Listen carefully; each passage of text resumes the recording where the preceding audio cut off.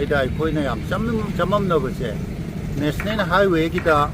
ꯄꯥꯛꯊꯣꯛꯄ national ꯍꯥꯏꯋꯦꯗ cover up ꯇꯧꯕꯗꯨꯕꯨꯗꯤ ꯇꯛꯊꯣꯛꯄꯤꯔꯦ ꯑꯗꯨ ꯇꯛꯊꯣꯛꯄꯅꯤ ꯍꯥꯏꯅ ꯇꯥꯖꯩ ꯑꯗꯨꯕꯨ ꯂꯩꯔꯛ ꯃꯅꯨꯡꯗ ꯆꯪꯉꯒ ꯂꯩꯔꯛꯇ ꯄꯥꯟ ꯗꯨꯀꯥꯟꯒꯨꯝꯕ ꯃꯆꯥ ꯃꯆꯥ ꯐꯝꯖꯕꯁꯨ ꯂꯣꯏꯅ ꯇꯛꯈꯥꯏꯕꯁꯦ ꯁꯤꯕꯨ ꯂꯩꯔꯛ ꯈꯨꯗꯤꯡꯒꯤ ꯇꯧꯕꯤꯔꯤꯕ꯭ꯔꯥ ꯃꯐꯝ ꯈꯨꯗꯤꯡꯃꯛꯇ ꯂꯩꯔꯛꯇ ꯀꯔꯤꯝꯇ ꯂꯩꯕ ꯌꯥꯗꯕꯤꯔꯥ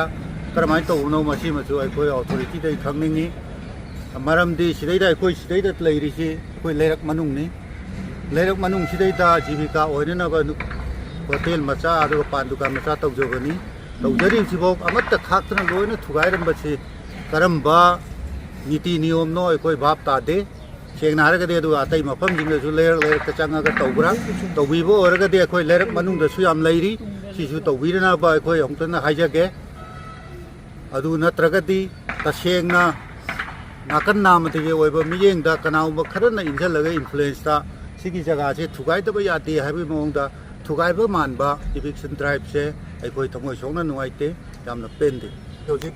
चथरिबा मणिपुर गवर्नमेंट की यार मनुंग से चथरिबा अखोई इविक्शन यामना थागतसे यामना नुंगाइजे लोइनाना थौबाल की टीसी अखोई यामना इकाई खुनजे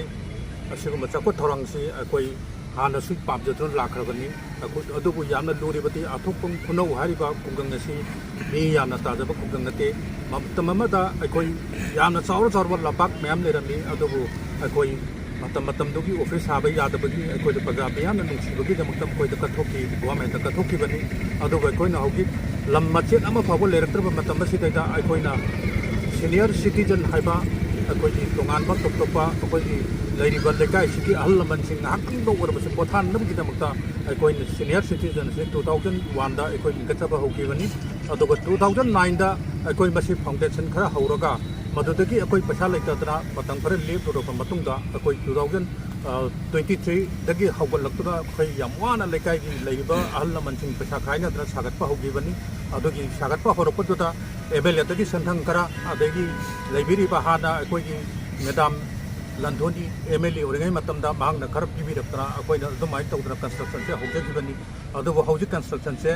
mong marin ta da pota kanamatagi haibati thugai gani adu tawani haibani sinba information amatang pibiramagati tawaldi sim lari basi akoina thagat charangani loinana hoi akoi gi madugi thugai garaba matung da yagre akoi tawbudabu akoi solab amba lariba akoi MLA local development फंडगी लौथरगा सारिबा सोलाब तोप थुगारम बसिदी प्रजा मैम खितंग नुंगाइजते अदुगी मथक्ता प्रोजेक्ट आईवीआर रोड मक्सुनते अदु लैरिबा लैरक खुलक्सिदा लैजरिबा पान दुकान फंजरिबा दुकान मचा अमा फंजरिबा सिदा थुगाइबिदना तौबिरम बसिदी मसी अखोई सीनियर सिटीजन लैरिबा लेकाइसिगी अहल लमन अदगी नुपी अंगांगना अदुगी मतिक पेंदा बखोंतोई मसीगुम बपोचे मतुंग ताबदा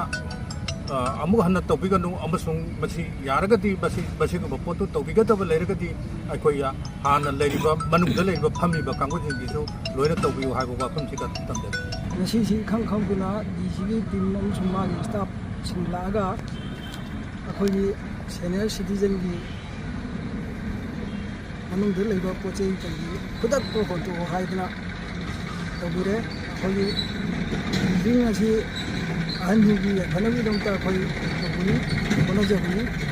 मसी कोन चही दुमक चही कावरे ऑनरेबल मैडम ने एमएलए ओइलीदा माना सेंदंग पीरगे छाबा होबिनी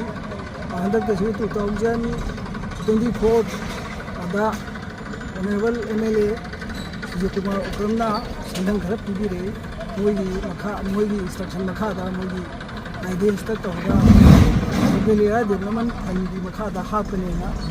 तौजबनी याम नुंगाइत्रिबा कनो वाफम अमना असिदा असिगी सीनियर सिटीजन गा हेक थंगबा बिल्डिंग की मनाखिदा छुलाब की कम्प्लेक्स अमा चाही दुदी कावरे चाही तरा मनी मंगाई ममांग साबनी अदुसु मसी मोइना थुगाई बिरमे लोइनना अखोइगी खुलक्सता इंटर विलेज रोड मनुंगसिदा अखोइगी क्लब का लेकाई की क्लब अमा लई अदुगा थंगनबदा दुकान खरा हाते तौदना तांजबा सेन तांजबा नुपीजी नुपाजी लेते लेरा सेंथौ लेजिदरबा कांगु खरा जु करीमता पाउ बिरमदना मफम असलिगी दुकान जिंग से मोइना ꯂꯣꯏꯅ ꯗꯤꯁꯃꯦꯟꯇꯜ ꯇꯧꯕꯤꯔꯝꯃꯦ ꯄꯥꯎ ꯑꯃꯠꯇ ꯍꯥꯟꯅ ꯑꯁꯤ ꯇꯧꯅꯤ ꯁꯤ ꯇꯧꯅꯤ ꯍꯥꯏꯕꯒꯤ ꯃꯣꯏꯒꯤ ꯗꯤꯁꯇ꯭ꯔꯤꯛ ꯑꯦꯗꯃꯤꯅꯤꯁꯇ꯭ꯔꯦꯁꯟꯒꯤ ꯁꯤꯗꯕꯤ ꯍꯥꯏꯒꯗ꯭ꯔꯥ ꯏ ꯄꯥꯎ ꯑꯃꯠꯇ ꯑꯩꯈꯣꯏ ꯂꯩꯀꯥꯏꯒꯤ ꯃꯦꯝꯕꯔ ꯂꯩꯔꯤꯕ ꯀ꯭ꯂꯕꯀꯤ ꯂꯩꯔꯤꯕ ꯁꯦꯀ꯭ꯔꯦꯇꯔꯤ ꯄ꯭ꯔꯁꯤꯗꯦꯟ ꯑꯗꯨꯒ ꯑꯩ ꯏꯁꯥꯃꯛꯇꯁꯨ ꯑꯃꯠꯇ ꯈꯪꯗꯦ ꯌꯥꯝ ꯅꯨꯡꯉꯥꯏꯇꯕ ꯑꯃꯗꯤ ꯑꯣꯏꯔꯦꯅ ꯑꯩꯅ ꯊꯝꯖꯒꯦ ꯂꯣꯏꯅꯅ ꯑꯁꯤꯒꯤ ꯕꯤꯜꯗꯤꯡ ꯃꯅꯥꯛꯀꯤ ꯁꯤꯗꯩꯗ ꯑꯁꯪꯕ ꯑꯃ ꯂꯩꯔꯤꯁꯤ ꯁꯦꯅꯤꯌꯔ ꯁꯤꯇꯤꯖꯟꯒꯤ ꯑꯍꯟꯁꯤꯡꯒꯤ ꯃꯁꯤꯗ ꯇꯤꯚꯤ ꯅꯨꯡꯕꯤ ꯊꯝꯃꯒ ꯉꯥꯛꯇꯪ ꯄꯣꯊꯥꯖꯕ ꯈꯣꯠꯆꯕꯒꯤ ꯕꯤꯜꯗꯤꯡ ꯑꯃ ꯁꯥꯗꯅ ꯇꯧꯖꯕꯅꯤ ꯐꯣꯇꯣ ꯅꯨꯡꯗꯣꯒ ꯂꯣꯏꯅ ꯃꯅꯨꯡꯗ ꯊꯦꯠꯂꯤ ꯑꯍꯟꯁꯤꯡ ꯂꯩꯈꯤꯗꯕ ꯑꯍꯟꯁꯤꯡꯒꯤ ꯑꯗꯨꯒꯤ ꯃꯊꯛꯇ ꯑꯁꯤꯒꯤ ꯑꯣꯐꯤꯁ ꯑꯁꯦ ꯊꯧꯕꯥꯜ ꯗꯤꯁꯇ꯭ꯔꯤꯛ ꯏꯁꯇꯦꯠ ꯄꯦꯟꯁꯅꯔ ꯌꯨꯅꯤꯌꯟꯅ ꯃꯈꯣꯏ ꯑꯃ ꯂꯤꯡꯈꯠꯆꯩ ꯑꯗꯨꯒꯤꯁꯨ ꯑꯩ ꯑꯦꯁꯤꯁꯇꯦꯟ ꯁꯦꯀ꯭ꯔꯦꯇꯔꯤ ꯑꯣꯏꯕꯅꯤ ꯑꯁꯤꯒꯤ ꯕꯤꯜꯗꯤꯡꯁꯦ ꯑꯩꯈꯣꯏ ꯃꯐꯝ ꯂꯩꯇꯗꯅ ꯃꯌꯥꯝ ꯄꯨꯝꯐꯝ ꯂꯩꯇꯗꯅ ꯑꯣꯐꯤꯁ ꯑꯃ ꯑꯣꯏꯅ ꯑꯩꯈꯣꯏꯅ ꯃꯅꯨꯡꯁꯤꯗ ꯇꯧꯔꯒ ꯃꯇꯝ ꯈꯔ ꯕꯤꯜꯗꯤꯡ ꯂꯩꯇ꯭ꯔꯤ ꯐꯥꯎ ꯑꯩꯈꯣꯏ ꯀꯩꯅꯣ ꯇꯧꯕ ꯑꯣꯐꯤꯁ ꯑꯣꯏꯕꯅ ꯑꯩꯈꯣꯏ ꯃꯌꯥꯝ ꯈꯟꯅꯔꯒ ꯑꯍꯟꯁꯤꯡ ꯃꯁꯤ ꯑꯩꯈꯣꯏꯒꯤ ꯌꯨꯅꯤꯌꯟꯁꯤꯗ ꯏꯁꯇꯦꯠ ꯄꯦꯟꯁꯅꯔ ꯌꯨꯅꯤꯌꯟꯁꯤꯗ ꯑꯩꯈꯣꯏꯒꯤ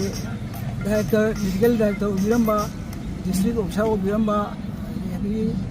ꯇ꯭ꯔꯦꯖꯔꯤ ꯑꯣꯐꯤꯁꯥꯔ ꯑꯣꯏꯕꯤꯔꯝꯕ ꯊꯧꯕꯥꯜ ꯗꯤꯁꯇ꯭ꯔꯤꯛꯀꯤ ꯃꯣꯏ ꯃꯌꯥꯝꯒꯤ ꯃꯤ 100-150ꯒꯤ ꯑꯣꯐꯤꯁ ꯑꯣꯏꯖꯕꯅꯤ ꯑꯩꯈꯣꯏ ꯑꯗꯣ ꯑꯁꯤꯁꯨ ꯀꯔꯤꯝꯇ ꯑꯩꯈꯣꯏꯗ ꯏ ꯄꯥꯎ ꯄꯤꯔꯝꯗꯅ ꯃꯣꯏ ꯑꯦꯖꯦꯟꯁꯤꯒꯤ ꯇꯧꯔꯒ ꯁꯦꯀ꯭ꯌꯨꯔꯤꯇꯤ ꯇꯧꯔꯒ ꯊꯨꯒꯥꯏꯔꯝꯃꯦ ꯑꯗꯨꯒ ꯑꯩꯈꯣꯏꯁꯤꯗ ꯏꯟꯇꯔ ꯚꯤꯂꯦꯖ ꯃꯅꯨꯡꯗ ꯂꯩꯖꯕ ꯀꯩꯅꯣꯅꯤ ꯃꯁꯤꯗ ꯃꯣꯏꯅ ꯄꯤꯛꯑꯞ ꯇꯧꯔꯒ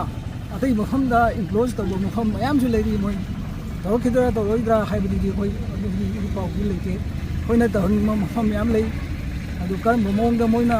ꯇꯧꯔꯤꯕꯅꯣ ꯍꯥꯏꯕꯗꯨ ꯃꯣꯏꯅ ꯃꯔꯤ ꯂꯩꯅꯕ ꯑꯣꯊꯣꯔꯤꯇꯤꯅ ꯁꯦꯝꯗꯣꯛꯄꯤꯔꯛꯄꯗꯣ ꯑꯩꯈꯣꯏ ꯄꯥꯝꯖꯩ